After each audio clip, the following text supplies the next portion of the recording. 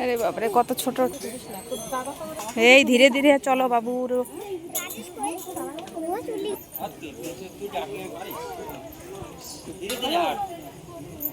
এই আমি তো এই জায়গায়, তুই কোন জায়গা কে বলে আইছিস? তোরা দিয়ে সকালে আসতাম, আমার দুদিনই লেট হয়ে গেছিল।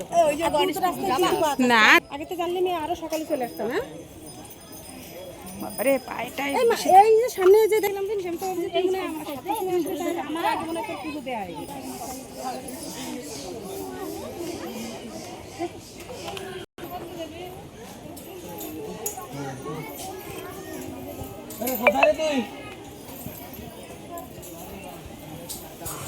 দেখা যাচ্ছে